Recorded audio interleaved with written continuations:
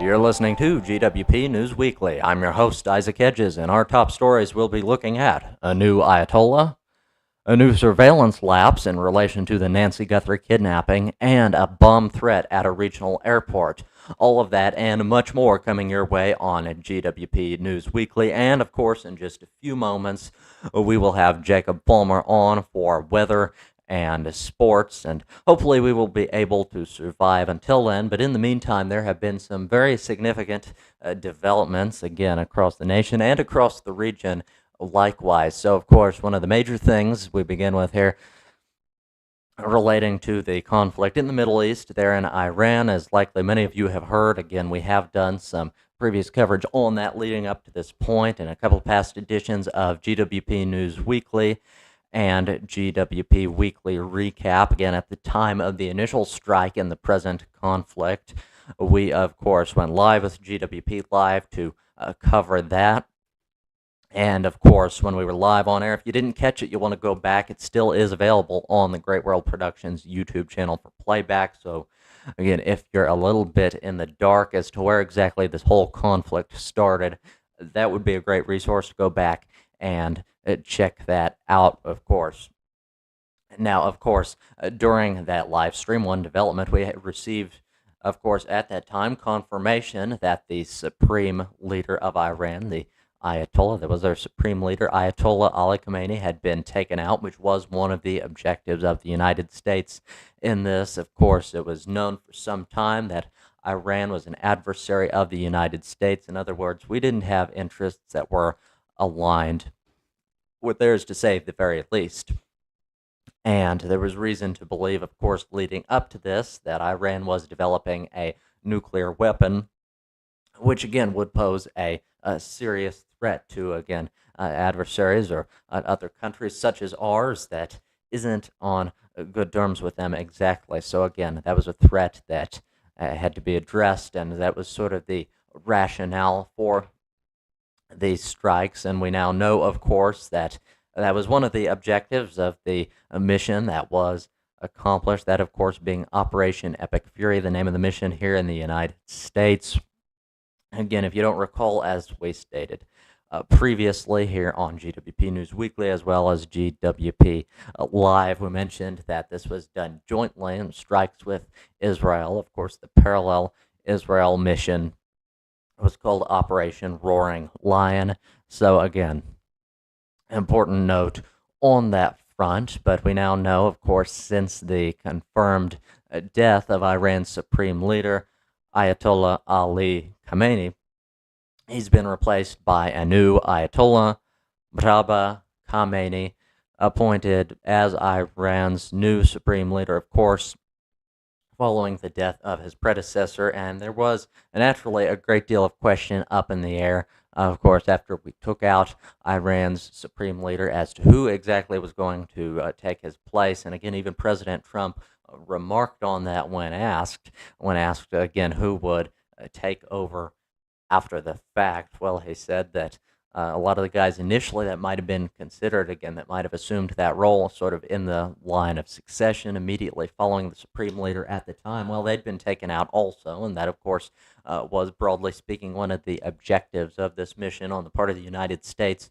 was to take out Iranian leadership. So, again, that would be a part of it. Now, in other developments relating to the ongoing conflict in Iran, there are intensifying strikes coming from both, of course, the United States and Israel. Some large-scale airstrikes were reported in Tehran, Isfahan, and other strategic locations. These targets include military infrastructure and oil-related facilities. So naturally, that being a major thing, a major part of the economy, naturally in the Middle East, a lot of oil there. So naturally, one of the effects that we are seeing here in the United States already is the conflict there in the Middle East, of course, because we have relied on many of these Gulf countries, again, with all of this oil for so long, for much of the oil that we have here in the United States. Well, this conflict, of course, has jacked up our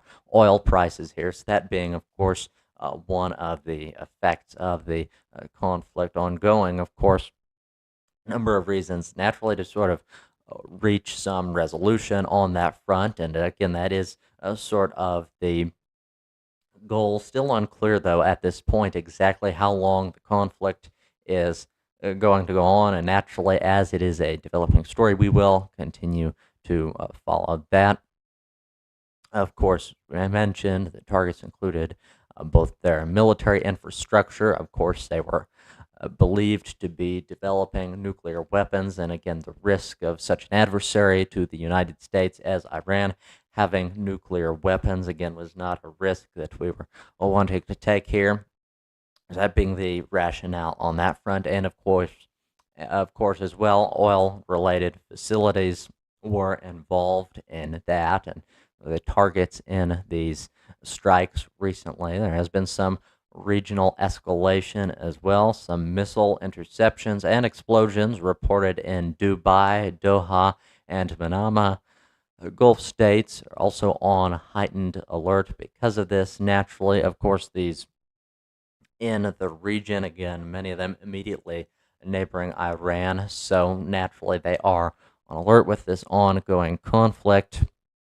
They're naturally, of course, previously mentioned, not just on the United States. Naturally, there has been some global economic impact caused by the conflict ongoing now in Iran. Of course, as we mentioned, oil infrastructure damage and shipping disruptions. So again, that is influencing oil prices, not only in the United States, of course, notably here in the United States, but again, across the world, other places that rely on these Gulf countries for their source of oil. Again, that is influencing the prices and the availability there, which naturally in turn influences the prices, which is what we're looking at here. And major carriers halting or rerouting Gulf operations naturally due to the risk, due to the threat in the area. They're wanting to keep their operations safe naturally.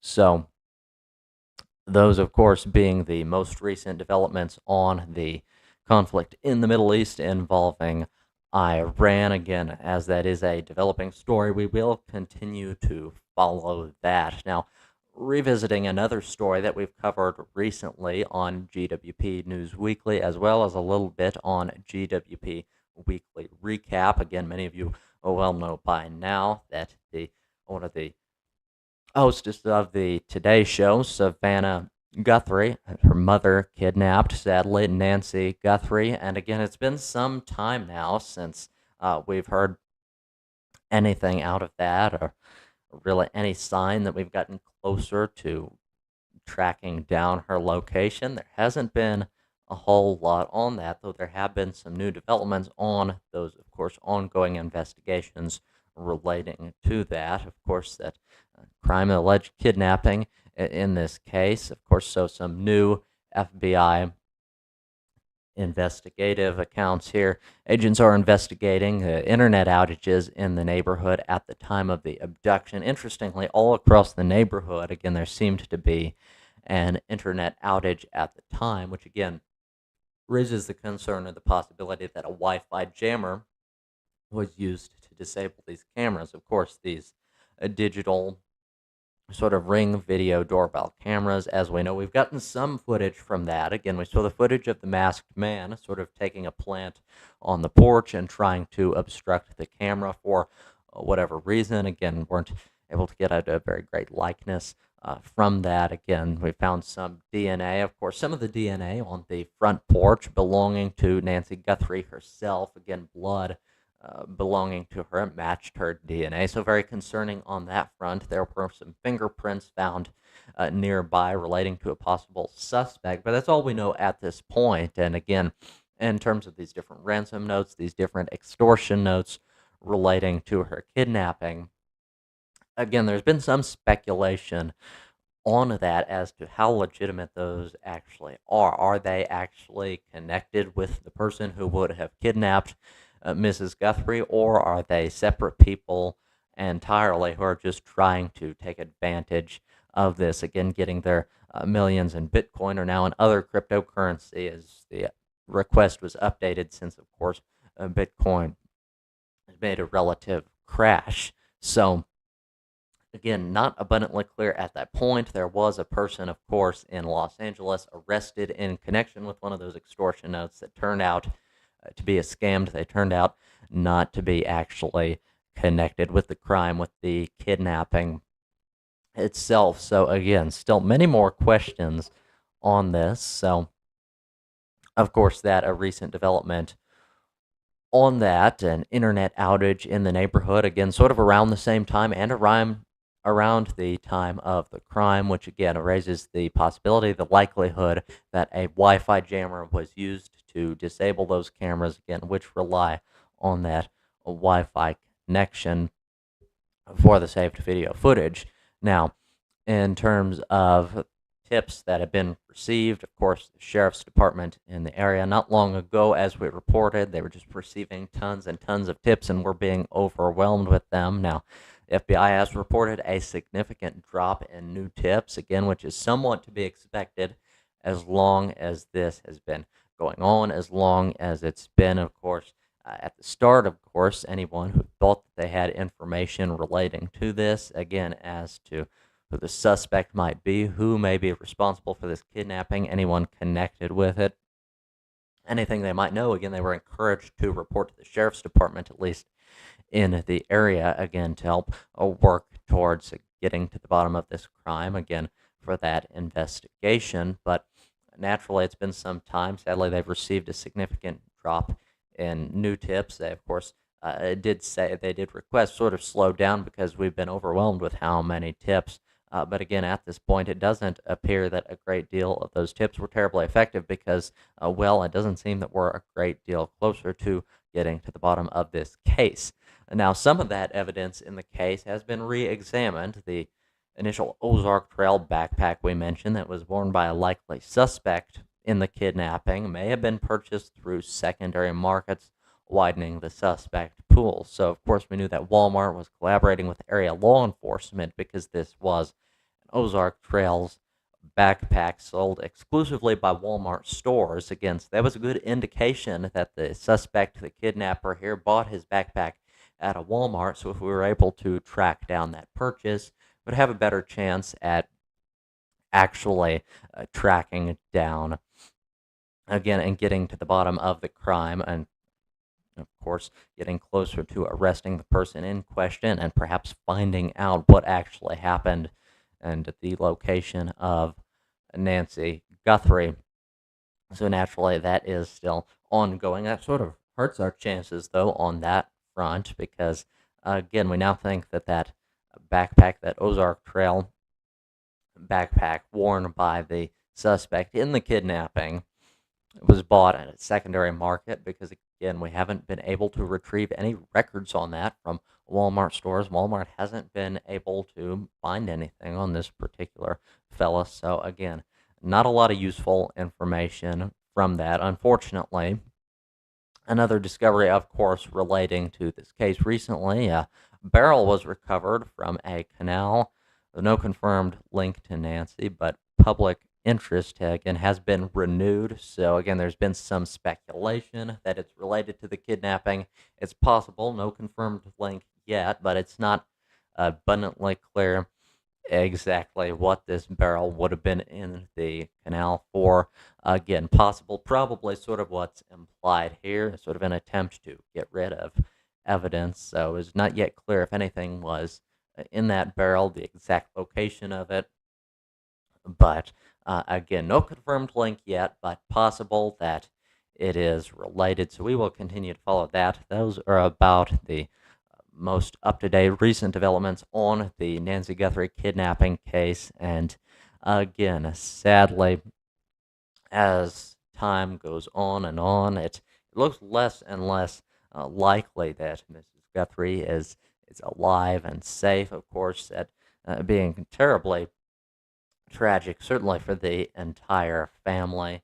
And again, they, of course, made offers. They became more and more desperate, as we previously covered. Of course, initially they said in reference to the, or in response to the ransom notes, again, for the millions in Bitcoin initially, and now just the millions in cryptocurrency other than Bitcoin, since Bitcoin's crashed. And again, that amount has been raised gradually, again, with the new ransom notes. So initially, they responded and said that they were willing to pay the ransom. They just wanted confirmation of life first. They wanted confirmation that their mother was still alive before they bothered with paying the ransom. Again, after that, a later message the family put out also said that they would pay the ransom, but again, didn't say anything about proof of life. They didn't request proof of life. They dropped that, again, just becoming more desperate, just to have some closure on the situation, to know exactly what had happened with their mother, and still no response, still no return yet. Again, no indication really of exactly what happened or where she may be. So very tragic. Certainly, again, continue to pray for the Guthrie family. Now, in other recent events, there was a recent evacuation at a nearby airport here in our region, Kansas City International Airport. There was an evacuation due to a bomb threat. Now, the threat was reported in the late morning after a call about a potential device triggered an immediate evacuation of terminal areas and the parking garage there at Kansas City International Airport. The airport was evacuated, of course, as we said, and flights were halted. Passengers that were scheduled for their flights moved outside onto the tarmac. Inbound and outbound flights were temporarily stopped because of this. Now, access roads and interstate ramps were blocked. So again, just a few of the precautions relating to this. Of course, another thing here relating to law enforcement, a canine alert on suspicious vehicles. So canine units, again, dogs used by police departments, again, were flagged. A vehicle in the garage, prompting extended closure. Bomb squad ultimately cleared the scene. So again, these canine units, these dogs used by law enforcement, again, often are used to, again, of course, have a very keen sense of smell. Naturally, of course, we all know, of course, law enforcement often uses drug dogs. They often use them also to sniff out explosives. And so, again, it's possible. Not a great deal of closure yet on that, exactly what was in that vehicle that, again, the canine unit alerted law enforcement of. But we will continue to follow that. Of course, as we mentioned, the bomb squad ultimately cleared the scene. So, again, not substantial evidence there, actually, relating to the vehicle initially thought to be a bit suspicious in the parking garage. Now, the threat was deemed not credible. FBI and airport police determined that the threat was unfounded, and the airport reopened in the early afternoon with residual delays. Now, in the aftermath of this evacuation, of course, more than 100 flight delays were reported. Passengers experienced long waits re-enter the terminal and retrieve their vehicles. So, again, unfortunate there, a bit of a scare at an airport not far from us, Kansas City International Airport. So, fortunately, that bomb threat appears not to have been credible, but again, still a spook nonetheless, and again, sort of reminds us of airport security, these different things, why they exist, again, because there can be real threats involved with that, certainly in a place where many people gather. That would be a huge tragedy, of course, in the event that there were a legitimate threat, that there were actually a bomb in the airport or something like that, but very fortunately, there appears not to have been. Kansas City International Airport, again, is now back in operation. Again, flights coming to and from are back on schedule. So, again, could have gone a lot worse on that front. Very fortunate. And again, we conclude on that chipper note. Up next is weather with Jacob Fulmer.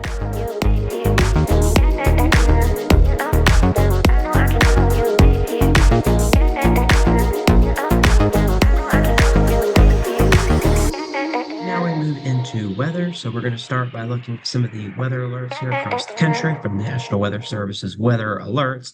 And you'll notice that we have a couple of winter alerts up in the mountains across the west. We've got winter storm watches across Maine. We've got severe weather across Arkansas ongoing. We've got some dense fog to our south, as well as some red flag warnings and some wind alerts. So not a whole lot going on this morning, but that is soon going to change as we're going to get another storm system in here as we go into tomorrow and Wednesday, bringing additional chances for severe weather across the state of Missouri. First, we're going to look at that overview of what's going to be happening across the country here. This is from Tropical Tidbits here, looking at that GFS American model run here. And you'll notice that we're going to have some light snow moving in tonight across the Dakotas and Minnesota. Not expecting too many impacts with that. But then a bigger storm system is going to develop, and that is going to help to drive. So we're going to have some warmer temperatures ahead of that storm system, some heavy amounts of rainfall here across Missouri, as well as some severe weather across Texas. And then we're also going to be dealing with some of that wintry weather locked further towards the north. Then that system begins to move east, bringing in much cooler temperatures as we go into your Wednesday. Severe threat moves to the south. Not a whole lot of winter weather out of this storm system is expected. A little bit of snow in the Great Lakes, maybe even an ice storm across Maine. Part of the reason we do have those winter storm watches in effect. And then a system out here across the Pacific Northwest is expected. Another storm system moves into your Thursday and Friday. This could bring in some snow chances across the northern plains as well. And then yet another storm system, even stronger as we go towards the weekend. This is going to really drop off our temperatures by the time we go into Sunday, looking at quite a big cool down as we'll see temperatures drop below freezing potentially for the first time in quite some time. And then the storm system will move towards the northeast as we go into the end of the weekend, into the early part of next week. Let's break this down on a regional scale. We'll start out west here, where we are going to be experiencing some light rain and snow across the Pacific Northwest over the next couple of hours, dealing with some rain tonight across Arizona. So that's something that we can expect. Then that rain that we're going to see across Arizona and New Mexico tonight is going to develop into our stronger storm system as we go into tomorrow across Texas and Oklahoma here. Snow continuing to build across the mountains as we go into your Wednesday. Another storm system bringing in additional precipitation chances across the Pacific Northwest as we go into Wednesday and Thursday. So things staying pretty active, especially across the northern half of the western U.S. here, with lots of chances for precipitation, including some snow here across the plains, maybe even getting in on some windy conditions. So whiteout to blizzard conditions possible as we go into this weekend with that upcoming snow system. So how much snowfall are we looking at? Across the mountain ranges, several feet of snow is expected, especially across this region here in the Pacific Northwest, where we're going to have just several days of heavy snowfall across the mountains. So several feet of snowfall expected across that region here as we go through. This is going through next Monday. As far as rainfall amounts, we could get some very heavy rainfall amounts in the lower elevations across Oregon, Washington, Idaho, and Montana. This is going to be an area that we really need to watch for flooding as we go through this week, potentially picking up some areas up to a foot of rainfall across Oregon and Washington over the next 7 days. So again, something we need to watch. Going into the north central region of the U.S., which includes us here into the state of Missouri. So again, we've got that light snow across Minnesota, Wisconsin, and the Dakotas as we go through tonight and into the early part of tomorrow. And then Tuesday into Wednesday, that's where we're going to have this bigger storm system bringing in some heavy amounts of rainfall across Missouri, Illinois, Indiana, as well as into Ohio, and then some snow to our north across Minnesota and Wisconsin as well. Cooler temperatures by Wednesday into Thursday. We then rebound as we go into Friday, but another quick storm system. This one's going to pass to our north as we go Thursday into Friday with additional rain snow chances across the Great Lakes. And then an even bigger storm system. This will likely stay to our north, but a few rain chances and maybe even a few snow chances can't be ruled out as we go into this weekend. So as we mentioned, we do have that severe weather threat on Tuesday here. We have that enhanced severe weather risk from the SPC on your day 2 severe weather outlook across northern Missouri, central Illinois. That's where the worst of the severe weather is going to be at. As far as that tornado risk, we do have a little bit of a higher tornado risk across western and central Texas. Not really a high risk, but I guess higher in comparison to everywhere else. And then we have a low to medium risk for tornadoes across the northern part of Missouri, including Interstate 70 here in Columbia. So Columbia in a little bit of that low to moderate risk for tornadoes, that lower risk, but still including us here across southern and central Missouri, that wind risk. That's going to be a concern across the entire area. But the primary threat as we go into your Tuesday is going to be that hail risk. And you'll notice that we do have that hatched area indicating that we could be looking at lime-sized hail or greater across Texas, as well as into along Interstate 70, including Kansas City and Columbia.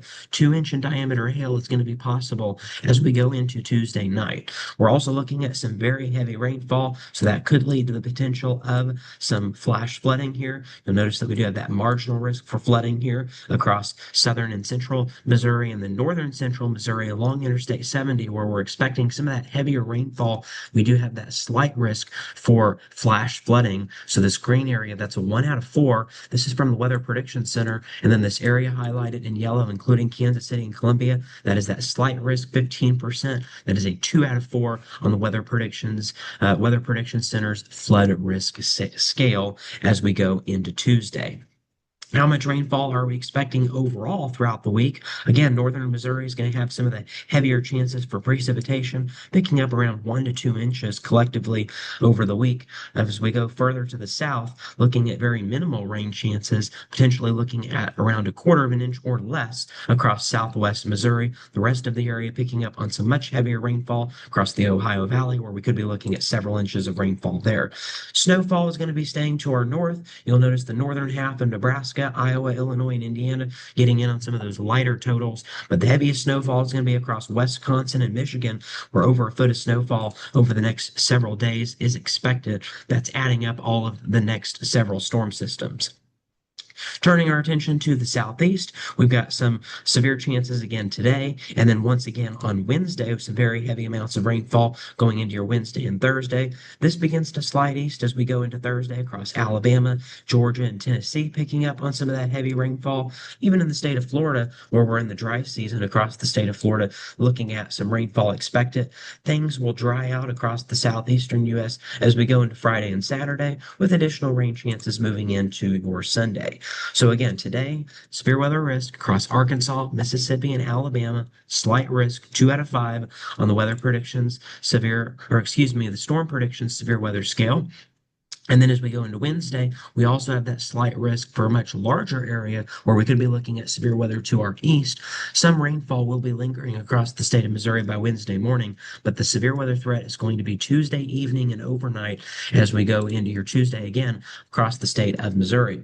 Snowfall. Obviously, not a whole lot across the southeast since we are in the month of March, but rainfall, we are going to be looking at some heavy amounts, some areas picking up anywhere from about 2 to 4 inches with some isolated 6-inch totals. Even the state of Florida getting in on around an inch or two of rainfall where we've been a little bit dry across that area, as we mentioned. Now we'll look at the Northeast regional forecast, and so you'll notice staying dry the next several days. Then as we go into your Tuesday, into Wednesday as well, that storm system will begin to move in. So there it is. Again, that ice threat is going to be with us as we go into Wednesday across the state of Maine. Everywhere else, though, is going to be mainly rain. And then we get some of that colder air on the backside of the storm system by Thursday morning, especially across the Appalachian Mountains. We could switch over to a little bit of snow. So that's something we're going to have to watch. Better chances for snow across the Northeast as we go into Friday and Saturday, and as well as we go into Sunday. Even that ice threat next Sunday night developing across the Northeast. So plenty of chances for wintry weather, especially as we go towards the second half of the week. How much snowfall are we looking at? Upstate New York and northern Maine looking at the highest chances for around 5 to 8 to 12 inches of accumulation. And then as we go into the Interstate 95 corridor, not expecting really any accumulation for the major cities. How much rainfall is expected? The heaviest rainfall is going to be across upstate New York and western Pennsylvania. A few inches of rainfall expected there. Interstate 95, a little bit of rainfall possible. And then again, as we mentioned towards the end of this week, maybe even the potential for some snowfall. All right. What about our temperature outlook across the country? staying warm and above average as we go through Wednesday. Then Wednesday night into Thursday, that cold front moves through, so that's going to drop off temperatures around 5 to 10 degrees below average across the Central Plains.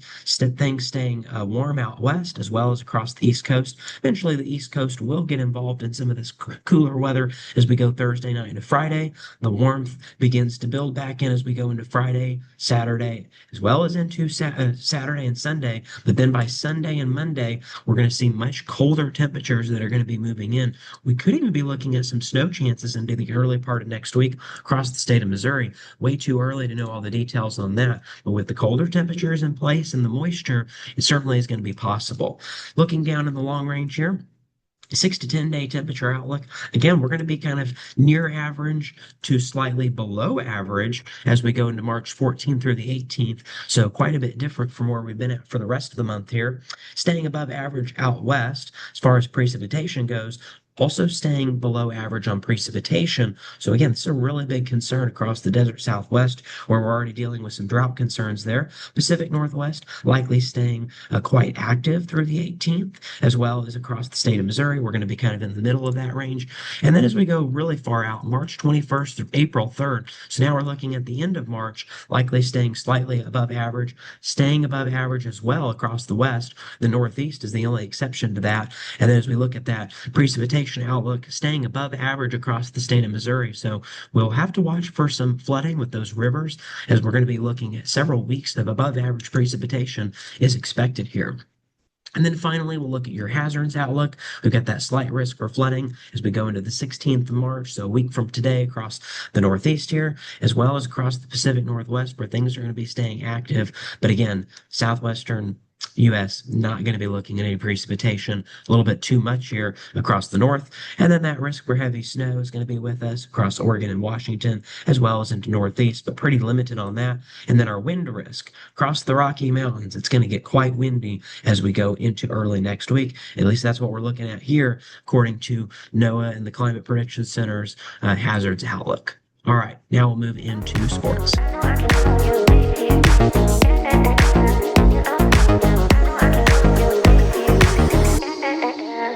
Go ahead and we move into sports. Of course, one of the big stories this week is going to be those tournaments leading up to March Madness. We are now just less than a week away from Selection Sunday, which of course is where all of the teams will be selected in the men's and women's bracket for March Madness. And of course, March Madness will begin the following week, or I guess next week, on St. Patrick's Day. And here on GWP, we are going to have a whole episode dedicated to St. Patrick's Day and March Madness. We're going to talk about some Cinderella stories. We're going to talk about some other things that are related to basketball. We're also going to look into the history of St. Patrick's Day. So that's something that you can expect next Tuesday, March 17th, here on the Great World Podcast. We also have our latest episode of the Great World Podcast coming up Friday night at 9 p.m. Central Time. So 9 p.m. Friday, and that's going to be part 2 to our Friday the 13th special. A couple of other side notes about that. We're going to be showing a preview to that episode tomorrow on the YouTube channel. And then the last few days, we've also been releasing clips from last year's Friday the 13th, just to get you ready and excited for that Friday the 13th episode that will be released on Friday. After this coming Friday's episode, we will go back to releasing Tuesday videos here on the Great World Podcast. The season 5 finale, that's going to be taking place in April. So a lot of things coming up here on the Great World Productions from the Great World Podcast specifically. Because that episode will be coming out this coming Friday, there will be no GWP weekly recap this coming week. So just throwing that out there as a side note. But back on track here, talking about the road to March Madness, or these tournaments that are going to be going on. We're going to be starting off with the SEC tournament from the men's side of things. We're just going to be looking over some of the different brackets here. We've got some really big matchups coming up on Wednesday. We've got LSU in Kentucky. And so the winner of that game will be facing Missouri on Thursday, March 12th. So, of course, I'm going to be Waiting the results of that game. Missouri came off a recent loss to Arkansas. I was at that game, and it actually went into overtime, so it was a very close matchup. But Missouri's now lost twice to Arkansas, so they're really going to need a win against whoever wins that LSU and Kentucky game. And so the winner of that game actually goes on to face Florida, who's the number one seed. So Florida actually gets a double bye based on how things work in the SEC, but Missouri gets one bye. So again, LSU and Kentucky, the winner of that game will face Missouri, and then the winner of that game will face Florida in the quarterfinals on Friday, March 13th. And then the championship game in the SEC tournament is going to be in the afternoon on Sunday, just hours before Selection Sunday takes place. Some other teams that are going to be in it. So the top four seeds, we've got Vanderbilt that got an automatic bid to the quarterfinals. They're number four. Alabama, they're going to get to play in the quarterfinals as well. Arkansas, with their win over Missouri, puts them in the top four as well. So something else to keep in mind. We've also got Mississippi State facing off against Auburn in game two, Ole Miss and Texas, South Carolina and Oklahoma. So those are going to be your matchups. The winner between Mississippi State and Auburn faces off against Tennessee. Ole Miss and Texas, the winner of that game faces Georgia on Thursday. And then South Carolina and Oklahoma, the winner of that game faces against Texas A&M. All of those games are going to be taking place in Nashville, Tennessee at Bridgestone Arena. The first round is going to be on Wednesday, the second round on Thursday, the quarterfinals on Friday, the semifinals on Saturday, and then again, that championship game will be early Sunday afternoon. So, a lot of big matchups in store for that conference that could determine the fate of a few teams, including Missouri, as far as when it comes to the March Madness tournament, whether or not some of these teams make it in. We're also tracking here the Big 12 men's basketball tournament because that is kind of local here in Missouri. That's at the T-Mobile Center in Kansas City. So we've got the first round on Tuesday, the next round on Wednesday, and then we've got that championship game on Saturday, March 14th. So a very similar way that works here. And so we've got some of those teams, including Texas Tech, Arizona, Houston, and Kansas, that made it all the way to that third round automatically. And then we've got the Big Sky Conference. We've been watching that very closely. The championship game is going to be on Wednesday. So that's just kind of a reminder that some of these tournaments are either already over or they're going to be over with very soon. And so they are all run on different schedules as we've got the third round later today. The semifinals are going to be tomorrow, and then the championship game is going to be on Wednesday. So we've also got the Mountain West, where there's quite a bit of competitiveness in that region as well. Wednesday through Saturday, that championship game again being there on Saturday. We've got UNLV facing off against Wyoming this coming Wednesday. The winner will face Utah State on Thursday, and then we've got Nevada and Air Force facing off on Wednesday. The winner plays Grand Canyon. Colorado State and Fresno State. The winner plays San Diego State, Boise State, San Jose State, with the winner of that game playing New Mexico on Thursday. So that's in Las Vegas, Nevada, is where that game is at. Again, that's in the Mountain West Conference. So lots of different conferences. Of course, we could go through every single one of those, but we just wouldn't have a lot of time we just don't have enough time to do that. So we're just going to focus on a few of those. Now, on the women's side of things, we also have a really big story this year, of course, UConn. They are now on a 49-game win streak. So if they win their game tonight against Villanova, they will have won 50 games in a row. They have the longest active winning streak in Division One of women's college basketball. So just something that's quite interesting. They've had several games in which they've won with over 100 points, including their most recent win against Creighton, where they won 100-51. So again, very impressive. Of course, they were the defending champions from last year's March Madness. We'll have to see if they're able to carry that through. They've won 33 out of 33 games so far this season. So very impressive wins that they've had so far. So, of course, we've also got those different conference plays that are going to be taking place on the women's side of things. So that's something that we're going to have to continue to watch with, again, that selection Sunday being this coming Sunday. And then the first round of March Madness is going to be next week, again, on the men's side of things. That is going to be starting on St. Patrick's Day. Part of the reason why I was wearing green that you saw earlier in the weather update when you saw me wearing green, that's part of the reason because I wanted to remind everyone that we have that St. Patrick's Day episode and that is when March Madness is going to be beginning. All right, well, that's it for sports, and that will wrap things up for tonight on GWP Weekly News. We'll see you next week.